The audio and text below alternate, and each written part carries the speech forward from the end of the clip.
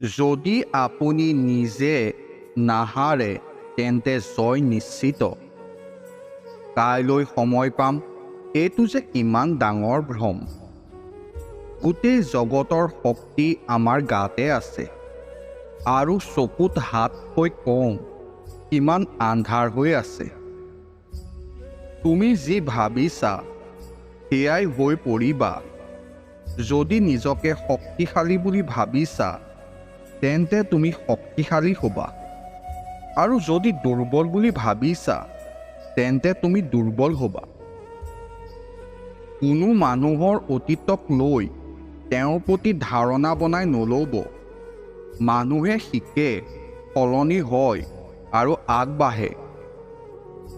বিশ্বাসঘাতকতাৰ বিশেষত্ব এইটোৱে যে ইয়াৰ লগত বিশ্বাস বিনামূলীয়াকৈ পোৱা যায়। ৰং গুচি যোৱা কাপোৰ আৰু ৰং সলনি কৰা মানুহ যিমানে ব্ৰেণ্ডেড হওক ভাল নলগা হৈ যায়। জীৱনত যদি আমি আনৰ সফলতা স্বীকাৰ নকৰোঁ তেতিয়া ঈৰ্ষা হৈ পৰে, আৰু যদি স্বীকাৰ কৰোঁ তেন্তে প্ৰেৰণা হৈ পৰে। উদাস ল'ৰা বিচাৰিবলৈ মহেঞ্জোদাৰো নিচিনা খনন কৰিব নালাগে। য'তে ত'তে যেতিয়াই তেতিয়াই দেখা যাব উদাস নোহোৱাৰ অভিনয় কৰি থকা ল'ৰা। কিছুমানে হেৰুৱাক প্ৰেম বুলি কয় আৰু কিছুমানে প্ৰাপ্ত কৰাক প্ৰেম বুলি কয়, কিন্তু বাস্তৱত পালন কৰাক প্ৰেম বুলি কয়। কাৰোবাৰ ভাগ্যখন ভাল বুলি কোৱাৰ আগতে তেওঁৰ পৰিশ্ৰমখিনি এবাৰ চাই ল'বা। ভাল মানুহ আমাৰ জীৱনলৈ অহা হৈছে আমাৰ ভাগ্য, আৰু তেওঁলোকক ভালকৈ ৰখা হৈছে আমাৰ যোগ্যতা। যেতিয়ালৈকে সহিব পাৰে সহক, আৰু যেতিয়া সহিব নোৱাৰা হৈ যাব তেতিয়া উত্তৰ নিদিব, সেই মানুহটোক ত্যাগ কৰক। ভুল সকলো মানুহৰে হয়, কিন্তু ভুলৰ শুধৰণি সেইজন মানুহেহে কৰে যাৰ হৃদয়খন চফা আৰু সম্বন্ধবিলাকক হেৰুৱাব নিবিচাৰে। কেতিয়াও অহংকাৰ নকৰিব, কাৰণ ভাল সময় আৰু অস্তিত্ব কেতিয়া শেষ হৈ যাব আপুনি গমেই নাপাব। কাইলৈৰ চিন্তা নকৰিব। যিজন ভগৱানে আজিলৈকে চম্ভালি ৰাখিছে সেইজন ভগৱানে কাইলৈও চম্ভালি ল'ব। সমুদ্ৰত যিমানেই চেনি মিহলি কৰক সমুদ্ৰ কেতিয়াও মিঠা নহয়। ঠিক একেদৰে স্বাৰ্থপৰ মানুহক যিমানেই আপোন কৰক তাহাঁতি কেতিয়াও আপোন নহয়। জীৱনত কষ্ট আহিলে মানুহ অকলশৰীয়া হয়, কিন্তু কষ্ট আহিলেহে মানুহে শক্তিশালী হ'বলৈ শিকে। আপুনি এজন মানুহৰ ওপৰত সম্পূৰ্ণ বিশ্বাস কৰি চাওক, সেই মানুহজনে আপোনাক কাকো বিশ্বাস নকৰিবলৈ শিক্ষা দিব।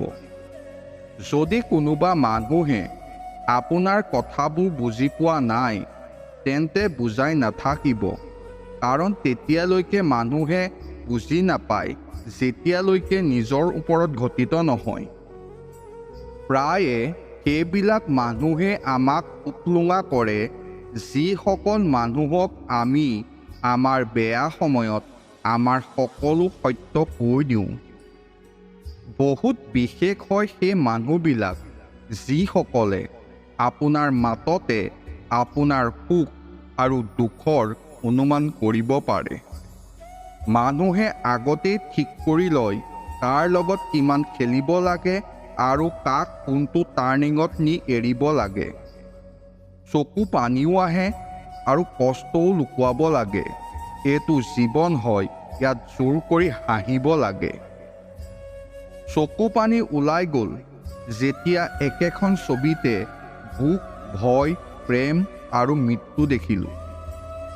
জীৱনত কোন আহে সেয়া দৰকাৰী নহয়, শেষলৈকে কোন থাকে সেয়াহে দৰকাৰী।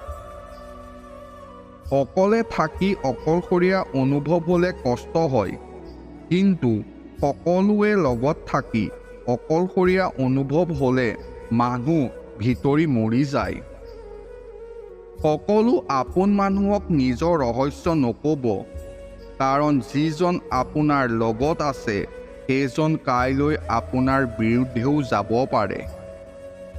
জীৱনত আমাক সেইসকল মানুহেহে কন্দুৱাব পাৰে যিসকলৰ সুখৰ কাৰণে আমি নিজৰ হাঁহিও পাহৰি গৈছিলোঁ। অদৰকাৰী কথা যিয়ে কৈছে ক'বলৈ দিয়ক, কাৰণ খালী বাচন আৰু খালী মগজে সদায় শব্দ কৰে।